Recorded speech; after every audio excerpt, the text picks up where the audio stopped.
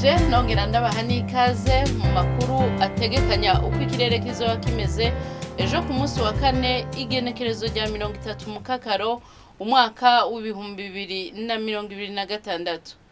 Imbere y'umutaga hitezwe ikirere kizoba kirimo izuba n'ibicu bike bike mu ntara zose zigize igihugu cacu. Ibipimo vy'ubushuhe bizoba biri hasi kurusha ahandi bikazokwibonekeza Igitega mu ntara ya Gitega kuri degrés Celsius 13.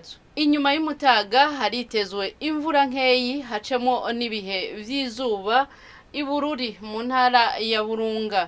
Ahasigaye hakazokwibonekeza ikirere kirimo izuba n'ibicu bike bike. Ibipimo vy'ubushuhe bizoba biri hejuru kurusha ahandi bikazokwibonekeza mu Cibitoke mu ntara ya Bujumbura kuri degrés Celsius 31. Hitezwe yuko izuba rizoseruka igihe c'isaha 12 zirenga ko iminota 10 z'agatondo riheze rirenge igihe c'isaha 12 zirenga ko iminota 8 z'umuhingamo.